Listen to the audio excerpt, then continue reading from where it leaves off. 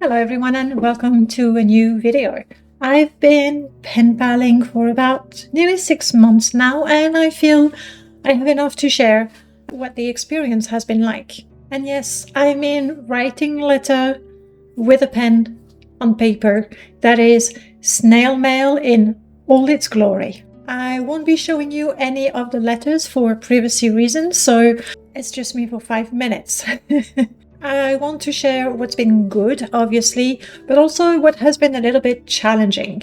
Let's start with the good stuff. Very obviously, finding something in my letterbox that is not a bill, a reminder, or an ad. That is a wonderful feeling. If you've ever received letter or postcards, you know the feeling, and if you haven't, just trust me, it's really good. Another thing that I absolutely adore is the variety of people I correspond with. These are ladies from different countries, in fact, different continents, different ages, in my case between 30 and 60. Some of them are avid readers, others are writers themselves. Someone is really into philosophy and psychology. Another one is incredible at crafting things. So actually, I can show you that.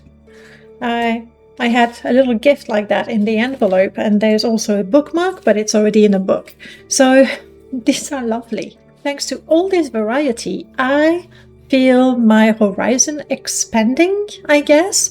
I am getting book recommendations, ideas, left and right, things that I just wouldn't have looked up or found on my own, and that's been amazing.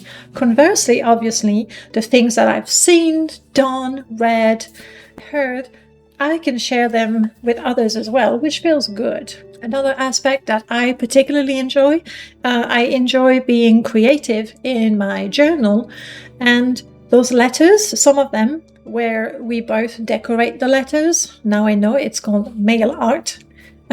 So these letters feel like mini art projects. So it's not super overwhelming. It's not something that's going to stay on my desk for weeks and I feel bad about it. That's something that stays on my desk while I create it, and in an hour it's done. I like that. The bite-sized art project. Obviously, when you receive the letters, you receive some really lovely letters, and once again, I wish I could share them with you. The truth? I don't want to have to work out how to blur out sections when I'm showing you the letters, so you'll have to take my word for it. Another really good thing about decorating the letters is that I'm actually using the rolls of washi tape that I have and the stickers that I have, or the pretty paper or the images that I have. So my stock is being used, which means I don't feel bad renewing it. Perk. Overall, my favorite part is that every letter has a little something, a little surprise in it. It could be because it's beautifully decorated. One of my pen friends is so talented, and every letter I want to put on the wall and frame, so I'm keeping some ideas of what I could do. Another friend sent me a poem that she loves and then one that she wrote, and that felt very special. Like I actually really enjoyed both. It did things to me. Some letters feel more like, a chat over coffee between friends, and that's good too. There are also some potential benefits to writing. Now, I'm not going to lay down the science for you because I don't know it, but I have read from enough different sources that it seems to be a thing, and I will read it out. I'm just going to read that out for you. Writing by hand instead of typing helps with deeper processing and supports emotional health. I'm there for that. Regular handwriting practice may benefit brain structure and function. May not, you know what, it doesn't hurt. I'm here for that. Even though it's slower than digital, writing by hand daily may help counter cognitive decline. Also here for that. It's not a cure, but you know what? If it helps just a little bit and I enjoy the process, double win. Shall we move to the less fun parts? Some letters take a long time to arrive, either because they travel far or because the rhythm we send letters back and forth is not as fast. And I don't mind the waiting.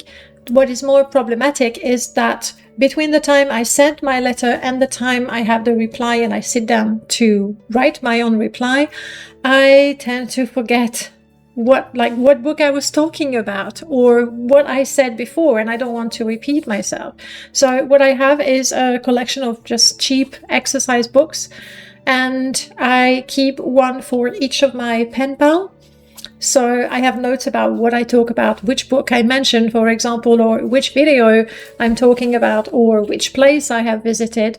So I can keep track of the thread of the conversation. When conversations fizzle out, that happens. The website that I found, the one that worked the most, and I'll share that in a bit. And this is not promotion, it's a free website. So the website encourages people to send back and forth messages for a little while on the website. The good part, or the reason why I find that a really good idea, is because not only do you get a feel of the person, whether you'd be a good match and you could become friends, but also it gives you a good idea of how reliable the person can be. Also, it means that when you write that first letter, you're not starting a conversation, you're just continuing from whatever you exchanged on the website. What I like to do also, if I see, read, hear something that would be worth mentioning to one of my pen pals, I write that in my notebook as well. So when it's time to sit down and write them a letter, I don't have to, fish out of my head that thing that I thought about a week or 2 weeks ago. It's there. I have a little post-it, and then I go, oh yes, that's right, I did that. And so there's always something to talk about. Another point that is quite important is that stamps can get a little expensive. Sending a letter costs anywhere between 2 to 4 francs, which is about 2 to 4 euros, maybe goes up to $5. Obviously, it depends how heavy the letter is and how far it goes. And of course, it takes time. Now, it's part of the appeal for me, but it's worth mentioning, writing a letter, again, that's for me, so it varies from people to people, but can take anywhere between 1 to 3 hours. It depends. Some friends are very, very chatty, and so obviously when you reply, you say a lot more things, so the letters can get quite long, and there's the decoration bit that can add time as well. Overall, I find that pen palling brings regular, small surprises, connections, and a continuous stream of ideas that go back and forth between you and your pen pals. So if pen palling, whether it's snail mail or emails, is something that tempts you, I am quite happy to share the website that I've been using. I looked at dozens of them. I like this one for a number of reasons. 1, they try to be secure. 2, it's not a dating website, more or less in disguise. 3, you can have a detailed profile. You can write things, but also you can select your hobbies and what you want. Do you want snail mail, email? I've seen candy swap and friendship book swap. I like that you can narrow down the search, and so far, the people that I've talked to or exchanged messages with on the website were a pretty good match for me, and we moved on to snail mail. Another feature that's really cool is when you send a letter, you click a button so your pen friend knows that they should expect a letter, and they do the same for you, so you know when you should expect something. You can track the mail back and forth. And that about covers it all. I would love to hear about your experience with pen palling, if it's something you've tried in the past, you're doing now, or if you're considering it, giving it a go. Until then, take care, and I'll see you soon.